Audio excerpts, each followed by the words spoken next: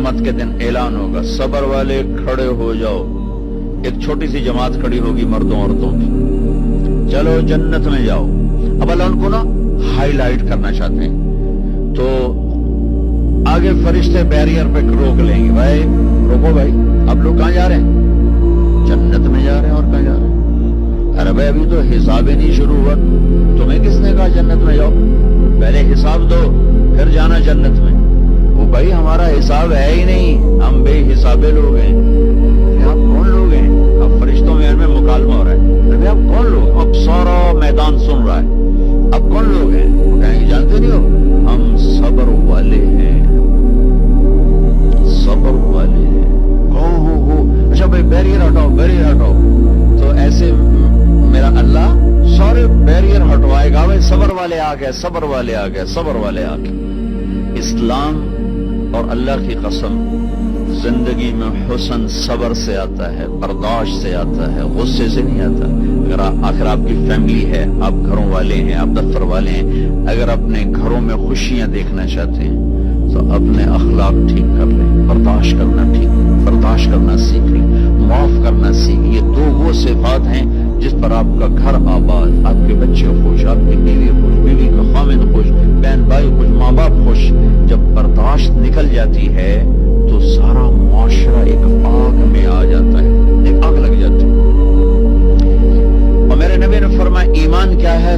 صبر کرنا اور معاف کرنا. آپ کھانا کھا رہے ہیں, ایک طوائف گزری, اس نے آپ پر طنز کیا, کیسا نبی ہے جو اکیلے اکیلے روٹی کھاتا ہے, کسی کو پوچھتا ہی نہیں. آپ نے کہا آؤ بیٹھو تم بھی کھا لو, سامنے بیٹھا لیا. وہ تو آپ کو خالی ٹانٹنگ کر رہی تھی, تو اس نے آپ کو مزید چڑھانے کے لیے کہا میں ایسے نہیں کھاؤں گی, جو تیرے منہ میں ہے نا وہ نکال کے مجھے کھلا. اس کے خیال تک اب یہ کہیں گے تم 2 لتر مارو, دونوں باہر کٹو, کہ یہ کہہ رہی میرے منہ کا کھلا. اور ہونا بھی یہی چاہیے کہ کیسی بدتمیز عورت ہے, کہہ رہی جو تیرے منہ میں وہ مجھے نکال کے کھلا. پر میں اپنے نبی کے اخلاق پہ قربان جاؤں. آپ نے کہا میں حاضر ہوں. وہ جو نوالا منہ میں تھا وہی آپ نے نکالا اور اپنے ہاتھوں سے اس کے منہ میں ڈالا. اور نبی کا لعاب جب کسی کے منہ میں جائے گا تو تکی کرے گا. جو اللہ کے نبی کا لقمہ اس کے اندر گیا, اس نے ساتھ ہی کلمہ پڑھ لیا اور مکے کی سب سے حیا والی خواتین میں اس کا شمار ہونے لگا. یہ میرے نبی کی زندگی ہے, معاف کرنا, درگزر کرنا. عبداللہ بن ابی جو منافقین کا سردار تھا, جس نے سب سے زیادہ میرے نبی کو تکلیف پہنچائی. اللہ کے نبی پانی پی رہے تھے, ان کے بیٹے نے کہا یا رسول اللہ تھوڑا پانی بچا دیں. ان کا بیٹے پکے مسلمان تھے. کیا کرو گے؟ ہمارا باپ شاید پی کے مسلمان ہو جائے. ہم کہا لو, وہ گلاس لے کر ابا یہ پانی پی لو. کیا ہے؟ تو اللہ کے نبی کا بچا ہوا پانی ہے, پی لے, شاید تیرے اندر ایمان آ جائے. کہنے لگا جاؤ وہاں سے کسی کا پیشاب لے آؤ, میں وہ پی لوں گا, یہ نہیں پیوں گا. تم کو اتنا غصہ آیا, واپس آیا یا رسول اللہ یہ پکا منافق ہے, بدبخت, مجھے اجازت ہے میں اس کی گردن اڑاتا ہوں. آپ نے کہا تیرا باپ ہے, جاؤ اس کی خدمت کر. ہمارا اسلام صرف نماز روزے تک آ گیا بس. حج عمرہ نماز, حج عمرہ نماز, ذکر تلاوت بہت اعلیٰ چیز ہے, اللہ کا شکر ہے. بعض ملک ایسے بیچاروں کو پتہ نہیں نماز کیا ہے.